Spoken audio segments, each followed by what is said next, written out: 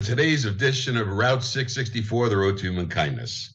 I'm Les Winston. I'm the national spokesperson for Endow America, where you invest in you and your community. We are all about endowing America, and endowing America will mean we'll also improve the way the world operates. A better America and a better way of dealing with our finances will help everybody all over the world because it makes us a better partner. It makes us a better help friend. It makes us a better caregiver with regard to everybody. And caring is about human kindness. Human kindness is about caring. We have a lot to do together, and we want to do it in a good and fashionable, experienced way. And that's something that you can do when you work with an advisor who understands how to use the sections of the tax code that we use, Section 664. These are integral parts of financial planning. They're very important for you to understand. And if you don't understand them, ask your advisor about them. We suggest that you start with your advisors because they are the ones that can help you best in dealing with the sections of the tax code that are so important and so vital to the future of our country and to yourself. Endowing yourself and improving your own life is very important. It's something that you have control over, and you can use tax-favored devices to do that. And when I say we're improving the world, it's interesting because around the world, we have other advisors who do something similar, things that we do here in the United States. My guest today is Amanda Cassar, and she comes to us from Australia. And directly from there now, how are you, Amanda? I'm very well. Thank you so much for inviting me on the show. Yes, and it's good to have you. What is the financial planning like in Australia? That is very interesting to me. I know that you wrote a book where you've interviewed quite a few of the, I guess, the people who have made it in Australia and around the world.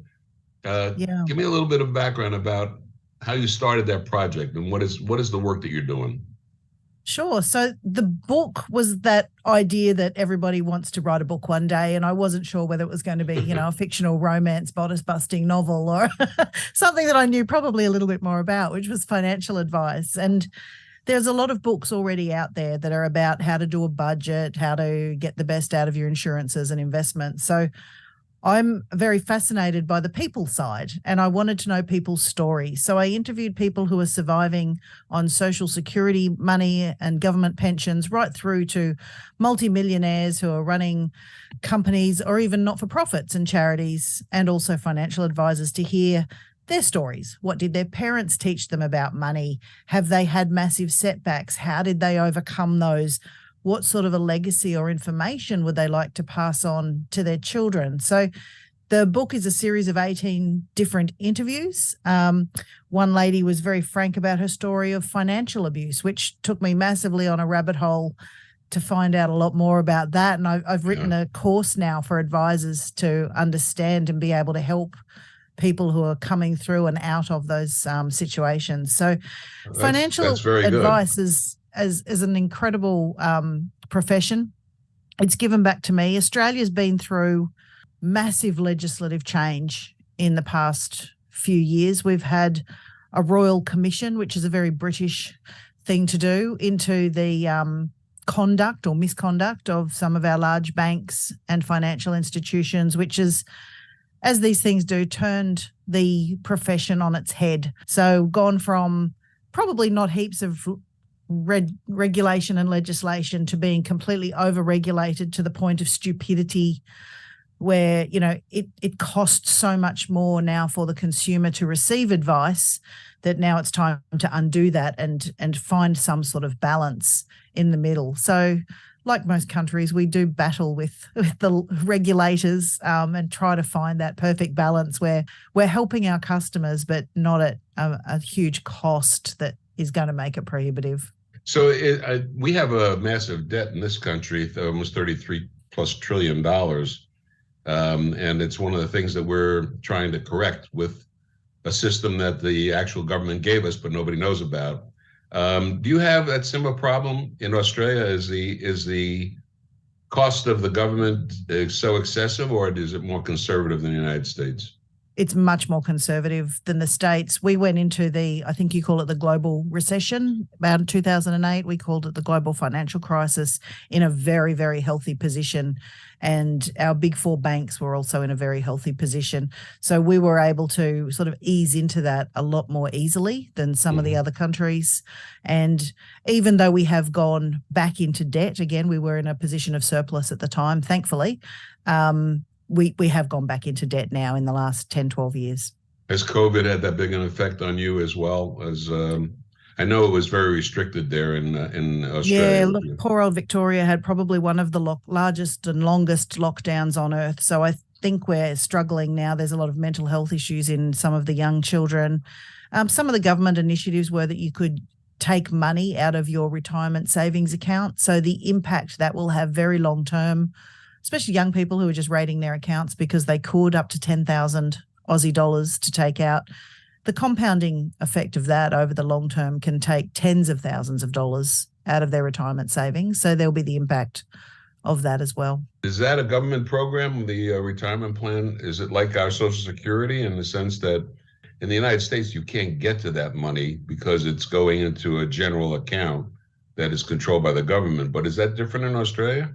Yeah, it is. It's more like your 401ks where people can contribute to their retirement. The government mandates, currently it sits at 11%, that whatever your wage is, your employer needs to pay an additional 11% into an account of your choice. So we have the different fund managers. We've got the Vanguards of the world, some of our local ones, MLC, IOOF, where you can choose where you would like your funds paid into and what sort of investments you'd like in there, whether you're very conservative or super aggressive and high risk. So the government mandates it. Is that mandatory, Amanda?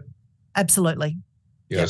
So the employee has to do that, but the account is controlled by the individual as opposed to being a massive government program in a sense. Yeah, our massive government program probably is Medicare, where 1.5% of everybody's wage goes into a central government account that provides our healthcare system, and the wealthy have to pay an additional 1% surcharge if they don't have private health insurance.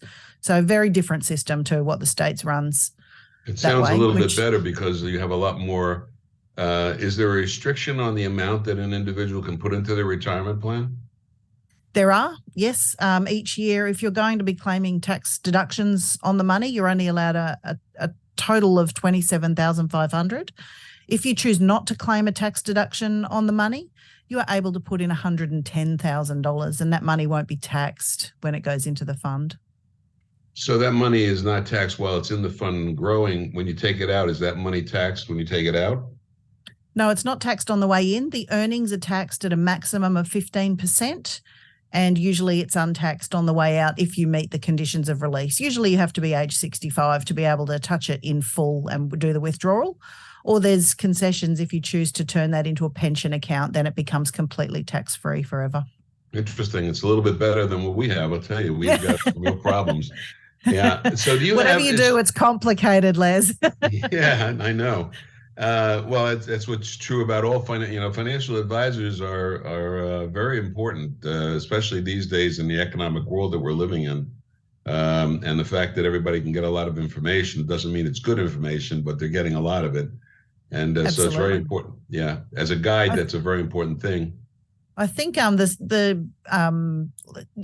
danger of too much information is, we have social media groups now based on, look, I read this book, let's all have this discussion around the book. And the book may be a great idea about how to get in touch with your finances, but then people will come onto these forums and ask questions. And I think for the most part, people have really good intentions when they provide the answers, but some of the answers are so wrong and so dangerous because they don't have the financial wisdom and knowledge to be able to answer it correctly.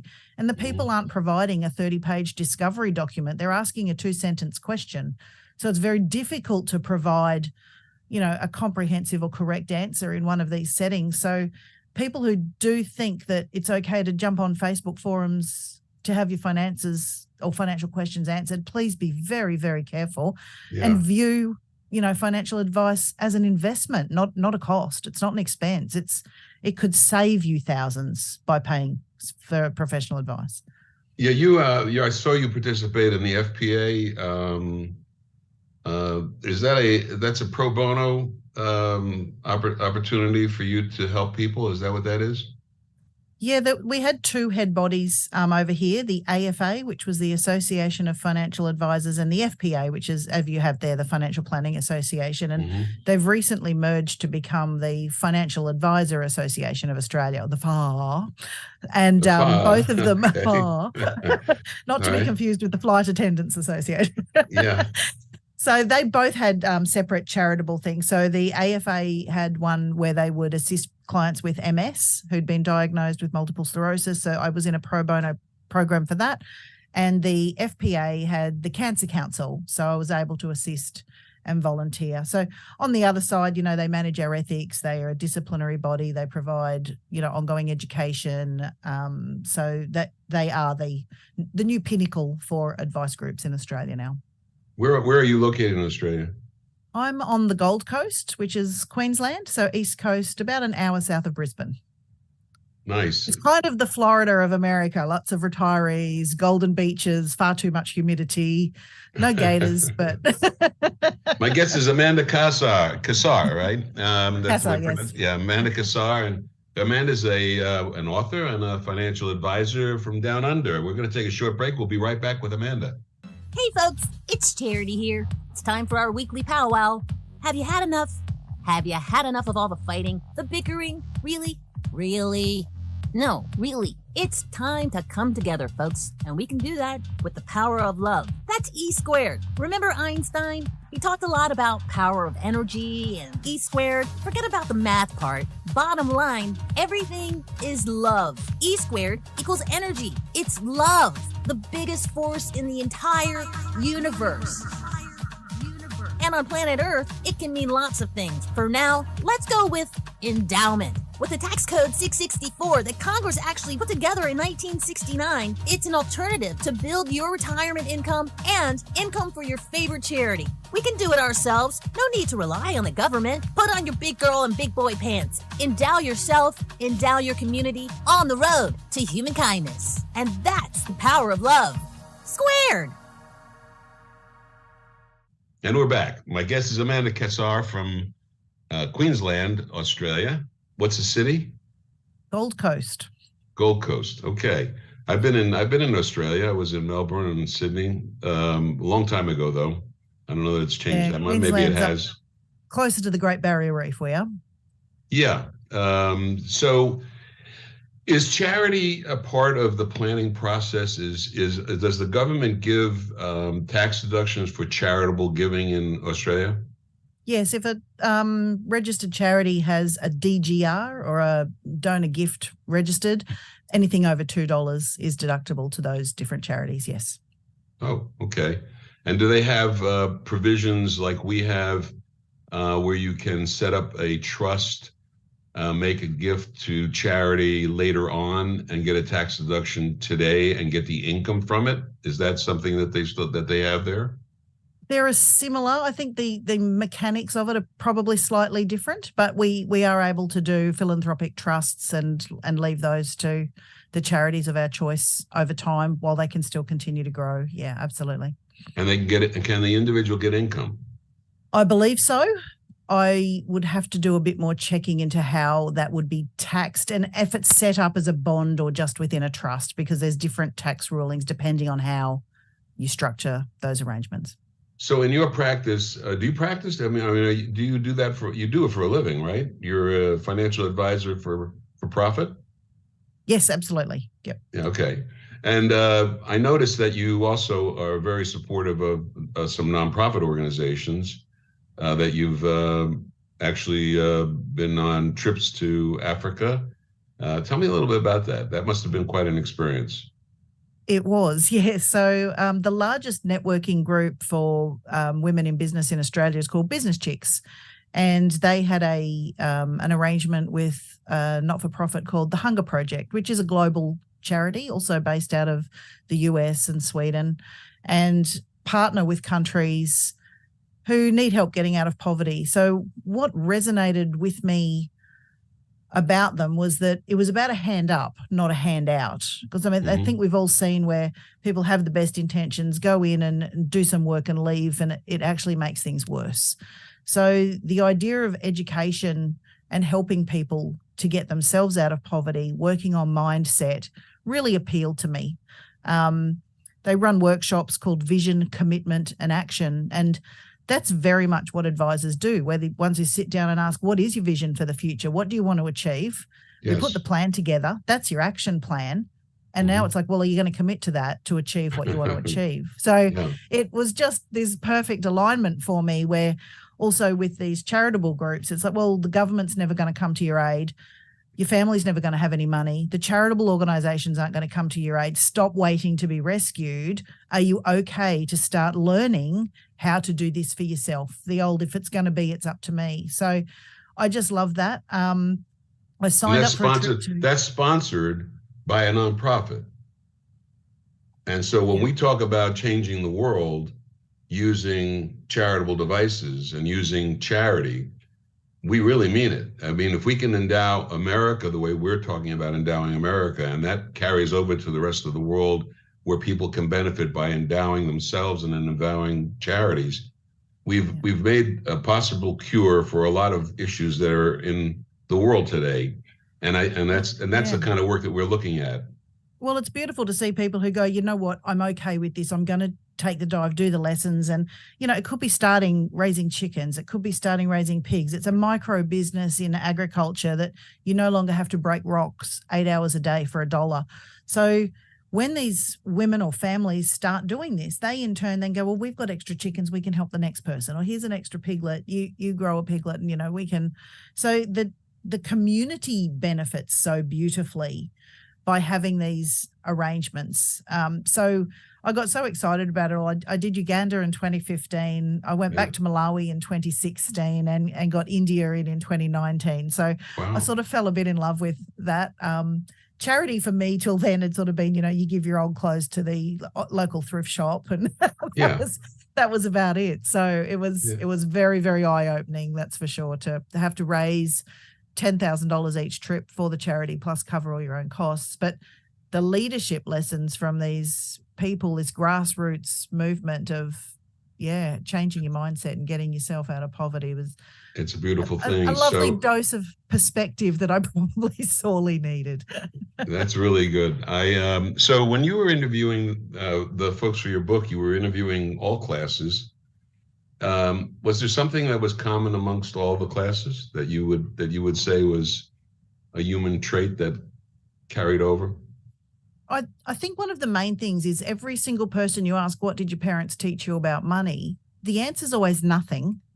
But then you go, you dig a bit deeper, and there's all these, I suppose, unspoken or unsaid lessons. It might be money doesn't grow on trees, or you've got to go to school, work hard, get a job and save for a rainy day. Or one of the really strange ones was only really bad people get ahead. If they've got a nice house, they've done something wrong. So I think examining all these belief systems that we've had, I suppose, in our very formative years when we're not even sure what our beliefs are, and we just carry them through because it's what we've always thought. You know, when two people come together as a couple, we don't sit there going, right, so what did your parents believe about money? What did they teach you? You know, what are our goals together? You know, you might talk about, do you want a baby? Absolutely. But we're not talking about how do we plan our financial future and what weird stuff do you believe that I don't believe? So it's a really beautiful time to be able to sit there and go, okay, what did I hear? Do I believe that? Was it a scarcity mindset that we were taught about, you know, there'll never be enough, we have to hoard, we have to hold on to things? Or was it, you know, money's abundant, it's energy, it just flows, it comes and goes? So, I mean, I'm not saying any of these ideas are right or wrong. I'm just saying let's examine what they are and see if they still serve us and if they are in our best interest, and do they clash with our partners? So is it time to have those discussions before it gets out of hand? Yes. Yeah. So, is financial literacy taught in the schools at all? No. Not a bit. No. And why is that? stupidity. I think we've got this education system that still seems so Edwardian. It was back in the colonial years when Britain was out conquering the world, and they would send these very A-type people out to run these countries. And I don't think our schooling system has really been revisited to, how can we get along? How do we learn to invest? How do we run a family budget? As much as I love my Shakespeare, is that more important right now than learning how to do claims on your Medicare, or, making ends meet, or how do we spot a scam, or all these kind of things that are life skills? Well, does the word budget come to mind? How do you, I had a meeting a couple of nights ago with a young couple, and I gave them the two things that I give every young couple when I start to work with them. I gave them a blank financial statement for them to fill out and a budget. And the wife said, "I'm not filling out a budget." It's got that connotation, doesn't it? It's your eyes glaze over. It's boring. I'll never. Yeah, I'm gonna have to tell them everything. I'm gonna have to tell them what I spend my money on. And she was focusing on manicures and shampoos and things. I mean, it was like a strange thing, but it's a very strange time we live in a sense, because money is the issue with everything. Income is the issue. People need income. They have to live on income, and they don't recognize that you have to be able to accumulate. You have to be able to save. They don't teach that, and I think that's a real failing. And I guess I'm not surprised that it's all around the world in a sense. Yeah, and we're not taught that we need to provide for our future selves. And I mean, we're going to have massive issues with longevity. I mean, all my grandparents have lived well into their 90s. If I retire at 65 and live another 30 years, how is the little bit I've put away over 40 years supposed to last me for another 30?